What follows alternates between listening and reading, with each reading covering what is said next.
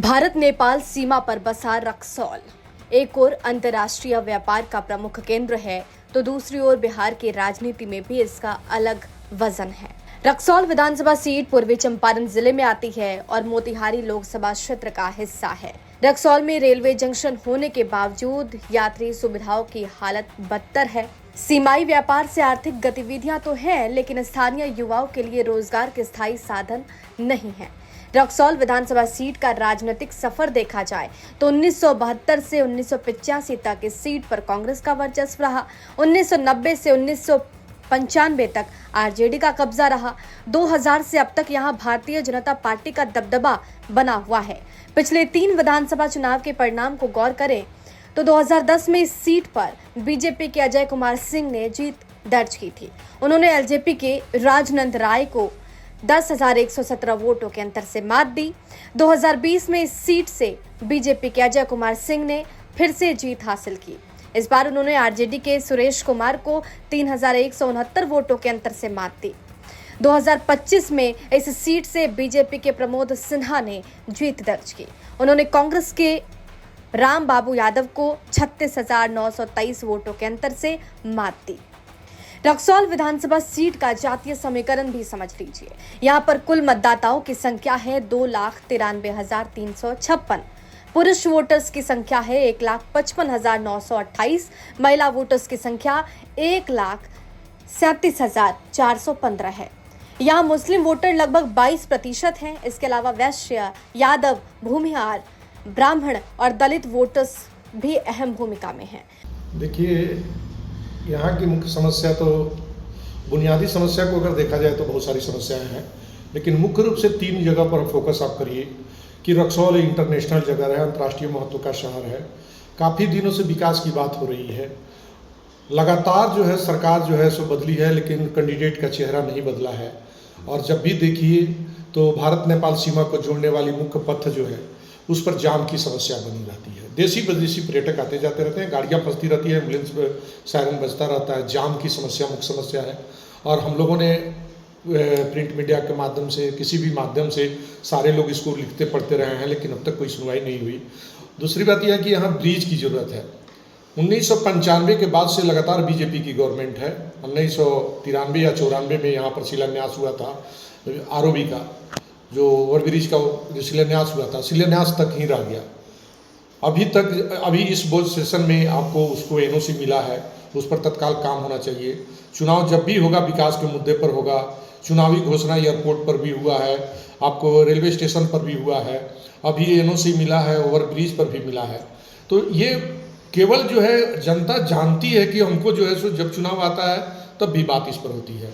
तो कैंडिडेट के लिए, चाहे कोई भी प्रत्याशी आए, उसके लिए विकास मुख्य मुद्दा रहेगा रक्सौल के लिए। और जो देशी विदेशी पर्यटक देश के ऊपर में जो लोग शीर्ष पर बैठे हैं, उन लोगों को भी रक्सौल को दूसरे नज़रिया से देखना होगा, जो अभी तक नहीं हो पाया है। तो मेरा मानना यह है कि पलड़ा जहाँ तक भारी है, विकास को लेकर के चाहे किसी भी दल जमात के लोग आए, उनको जूझना पड़ेगा, सबको जवाब देना पड़ेगा जनता को। देखिए, जहाँ तक पॉलिटिकल एनालिसिस की बात है, राजनीतिक बात है, बहुत सारे चेहरे इस चुनाव में आएंगे, बहुत सारी पार्टियां भी आएगी। और जहाँ तक श्याम बिहारी जी की सवाल है, वो पूर्व से जो है सो राजनीतिक घराना है, राजनीति में रहा है। और उसको वो इन दिनों इधर आपको रक्सौल विधानसभा क्षेत्र में, नरकटिया विधानसभा क्षेत्र में, दोनों विधानसभा क्षेत्र में वो चर्चित व्यक्ति हैं, फील्डिंग भी कर रहे हैं। उनको उम्मीद है कि टिकट मिलेगी और चुनाव लड़ेंगे। इसके पहले वो निर्दलीय चुनाव लड़ चुके हैं। ऐसा चारों तरफ ये है कि अगर पार्टी टिकट नहीं देगी तो फिर चुनाव मैदान में आ सकते हैं, लेकिन इसकी एथेंटिकटी नहीं है कि अभी तक वो निर्दलीय आएंगे कि नहीं। और जनसुराज की जहाँ तक पार्टी है, जनसुराज एक तीसरा मोर्चा के रूप में जा रहा है। वो अगर पार्टी अगर यहाँ आती है तो ज़्यादा से ज़्यादा जो है सो वोट काटने का प्रयास करेगी, उससे बीजेपी को नुकसान हो सकता है। और जो समीकरण है, मुख्य रूप से 2 ही गठबंधन है, एक बीजेपी गठबंधन है, कांग्रेस गठबंधन है, जो आरजेडी के साथ में, बाकी और लोगों के साथ में। तो दोनों लोगों के साथ में जहाँ तक अगर देखा जाए इन लोगों का सवाल, तो आज के डेट में जब भी गठबंधन की बात आती है, समीकरण की बात आती है, तो सुरेश यादव को कहिए, रामबाबू यादव को कहिए, तो यादव समीकरण आकर के खड़ा होता है। तो जब यादव लोग आते हैं मैदान में, तो अदर जो कास्ट का वोट है वो थोड़ा सा जो है इधर से उधर हो जाता है, उसको ये घेर नहीं पाते हैं, रोक नहीं पाते हैं। बीजेपी की जहाँ तक सवाल है, बीजेपी विधानसभा सीमावर्ती विधानसभा क्षेत्र में करीब करीब सभी सीटों पर उसकी कब्जा है। तो वो जो है उसका प्रयास है कि हम अब जो है अब जो नब्ज जनता की टटोल चुकी है कि हम विकास के मुद्दे पर काम करें। तो आप देखे होंगे कि अभी आरोपी से मिला, जबकि उसको बहुत पहले मिल जाना चाहिए, लेकिन अब जनता जो है उसको दूसरे नज़रिए से देख रही है ये कि जब विधानसभा चुनाव आया है तब उसको एनओसी मिला है। और जो राजनीतिक दल हैं, जो चेहरे हैं, अभी 1 दर्जन से अधिक चेहरे हैं। किसी एक आदमी का राम बिहारी जी का नाम नहीं लिया जाता, उसमें रामबाबू यादव को भी नाम ले सकते हैं। बीजेपी से अगर नाम लेंगे तो जितेंद्र का भी नाम ले सकते हैं, राजकुमार गुप्ता का भी नाम ले सकते हैं, आप अजय पटेल का भी नाम ले सकते हैं। पार्टी है, पार्टी अपना नीति, उनका जो है बीजेपी का जो अपना नीति है उसके हिसाब से फैसला लेगी। पार्टी के बहुत सारे लोग जो है उसकी टिकट के दौर में शामिल हैं। उसी तरह से कांग्रेस से भी लोग शामिल हैं, दौर में हैं। उसी तरह से आरजेडी से भी शामिल है, दौर में हैं। और लोगों का मानना है कि आरजेडी अपनी बाईस की चुनाव लड़ेगी। तो बहुत सारे वैसे नेता जो है आरजेडी के पल्ले में भी जाना चाह रहे हैं कि किसी तरह से हम टिकट लेकर चले आए। टिकट लेना बहुत बड़ी बात नहीं है, पार्टी को खड़ा करना कोई बात नहीं है। रक्सौल विधानसभा क्षेत्र के लिए पार्टी की क्या मैनिफेस्टो होगी, क्या एजेंडा होगी, विकास के मुद्दे पर क्या बात करेगी, ये सबसे बड़ी बात होगी। और यहाँ की जनता जो है, यहाँ की युवा जो पीढ़ी है, उसको एक नज़र जरूर देखेगा। जैसे रक्सौल को जिला बनाने की बात आई थी, रक्सौल अनुमंडल में अभी तक जिला पर कोई नेता चर्चा नहीं कर रहा है। युवा वर्ग उसको भी देख रहा है कि भाई क्यों नहीं जिला पर चर्चा हो रही है, रक्सौल में कमी क्या है, इसका डेवलपमेंट होना चाहिए। आप अगर सुगौली संधि की बात करें तो प्रागमन संधि की चर्चा करेंगे, नेपाल का मुख्य मार्ग है। अगर सर्किट की बात करेंगे तो गांधी सर्किट, राम सर्किट और सबसे आपको बुद्ध सर्किट, तीनों से इसको जोड़ा जा सकता है। तो इस पर काम नहीं हो रहा है। काम अगर नहीं हुआ, अगर गांधी सर्किट को केवल मोतिहारी तक सीमित कर दिया, भितियारवा तक सीमित कर दिया, रक्सौल में गांधी 3 बार आए तो रक्सौल को गांधी को क्यों नहीं जोड़ा गया? जो युवा पीढ़ी है, पढ़े लिखे प्रबुद्ध लोग हैं, ये चर्चा कर रहे हैं। हम लोगों से सवाल करते हैं कि आप लोग इसको लिखते क्यों नहीं है, पढ़ते क्यों नहीं? हम लोग से चर्चा करते हैं। अब हम लोगों को जब समय मिलता है तो हम लोग लिखते भी हैं और ये बात समय समय पर अखबार के पन्नों पर भी आता है। देखिए, अब तो योजना की जहाँ तक सवाल है, सभी लोग कटघरे में हैं। तेजस्वी जी को या जो भी पार्टी के शीर्ष हैं उसको पूरे प्रांत लेवल पर अलग से सोचना होगा कि उनकी योजना कितना कारगर होगी, जनता तक कितना पहुंचा पाते हैं, जनता को उनके बातों पर कितना भरोसा करती है, उस योजना पर कितना भरोसा करती है, सरकार में आने के बाद इम्प्लीमेंट होगा कि नहीं, ये सब चीज़ को विश्वास दिलाना होगा, जनता का विश्वास जीतना होगा। फिर वो जो है वोट बैंक में तब्दील होगा। चाहे जो भी करे, जनता का विश्वास जीतना सबसे बड़ी बात होगी। देखिए, जो भी दोनों गठबंधन ही आमने सामने होगी, तीसरा आदमी इसमें जो है तीसरा मोर्चा बनाने का, जन स्वराज की जो चाहते हैं वो बनाने का प्रयास करेगा। वो बहुत हद तक जो है, बहुत ऊपर तक प्रयास करेगा कि हम तीसरा मोर्चा बने। और बाकी बात बती समीकरण की और छवि पर बात आएगी तो उस समय जनता फिर जो है महत्वपूर्ण हो जाएगी, जनता किस हो जाती है। या श्याम बिहारी जी का निर्दलीय जो चुनाव लड़ने की बात हो रही है, उस समय क्या पोजीशन आएगा? देखिए, उस समय पोजीशन ये आएगा कि जो बीजेपी के जो कैंडिडेट होंगे उनको भी मशक्कत करना पड़ेगा, केवल एक को बीजेपी वो डैमेज नहीं करेंगे। और अभी जो पिछला चुनाव श्याम बिहारी जी को देखा गया, जो निर्दलीय चुनाव लड़े थे, उसमें बहुत ज़्यादा जो है सो कारगर साबित नहीं हुए थे। तो इसलिए आपके हिसाब से लगता है कि अभी भी बीजेपी की यहाँ पलड़ा भारी रहेगी? हाँ, उसके हिसाब से बीजेपी की ही पलड़ा भारी रहेगी। हाँ, उसके लिए लोगों को मेहनत करना पड़ेगा, प्रयास करना पड़ेगा। जो अभी काम हो रहा है उस पर काम करना, अदर पार्टियों की काम करने की जरूरत है जनता के बीच में। धन्यवाद भैया।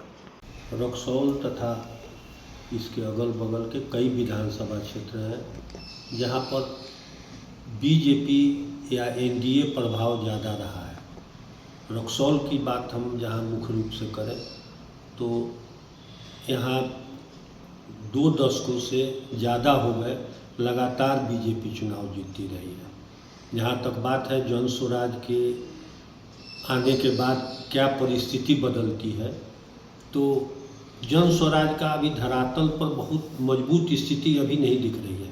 लेकिन कास्ट इक्वेशन, बिहार का चुनाव जातीय संप्रदाय का बहुत प्रभाव पड़ता है, तो उस स्थिति में जातीय प्रभाव को लेके कुछ हो सकता है जो किसी न किसी दल पर प्रभाव जो हो, उसका परिणाम पर असर डालने में महत्वपूर्ण भूमिका हो सकती है।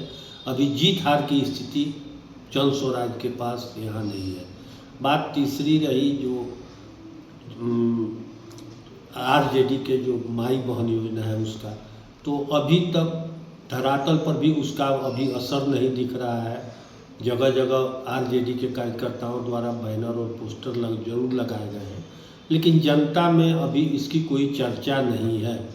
जहाँ आरजेडी कार्यकर्ता की बात करें तो आरजेडी कार्यकर्ता अभी तक इस अभियान को सिर्फ बैनर पोस्टर तक ही सीमित रखे हैं, गांव तक इस अभियान को नहीं पहुंचा पाए हैं। 90 से 2000 तक यहाँ आरजेडी का कब्जा रहा। पहले जो जनता दल हुआ करता था, 90 के बाद बीजेपी यहाँ से चुनाव जीत रही है।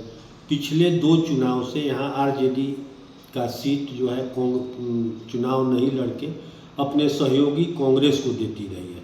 तो इस बार क्या परिस्थिति बनती है महागठबंधन में, इस पर भी महागठबंधन के उम्मीदवार का भविष्य तय होगा। जहाँ तक इस क्षेत्र की समस्या की बात है तो रक्सौल विधानसभा क्षेत्र में ज़्यादातर अभी की स्थिति में विकास हुए हैं, पहले के बनिस्पत विकास हुए हैं, इसको इनकार नहीं किया जा सकता। लेकिन सबसे बड़ी समस्या जो है यहाँ अभी व्यापार को लेकर है। यहाँ का 90% व्यापार नेपाल पर निर्भर है और नेपाल अभी आर्थिक मंदी से जूझ रहा है, जिसके परिणाम स्वरूप रक्सौल तथा आसपास के कस्बों में व्यापार बुरी तरह प्रभावित हुआ है। यहाँ के और व्यापार प्रभावित होने से यहाँ के लोगों के रहन सहन पर भी प्रभाव पड़ा है। जहाँ तक ग्रामीण क्षेत्रों की बात है तो यहाँ की बाढ़ एक बहुत बड़ी समस्या है और वैसे राजनीतिक दलों द्वारा रक्सौल को जिला बनाने की मांग वर्षों से की जाती रही है, लेकिन अभी तक सरकार ने इस पर कोई अमल नहीं किया है। शायद राजनीतिक दल, विपक्षी पार्टियां इस चुनाव में इस पर गंभीर से मुद्दा बनाने के प्रयास में हैं। आज की स्थिति में निश्चित तौर पर उम्मीदवार आने के बाद मुख्य रूप से कहा जा सकता है, लेकिन दलीय स्थिति में एनडीए का पलड़ा यहाँ 20 दिखाई दे रहा है। जातीय समीकरण चुनाव परिणामों को सीधे प्रभावित करते हैं। 2025 के विधानसभा चुनाव में इस सीट पर मुकाबला रोचक हो सकता है। बीजेपी अपनी जीत दोहराएगी या विपक्षी दल खास करके आरजेडी कोई नया चेहरा गठबंधन में पेश करेगी, इस पर सबकी निगाहें हैं।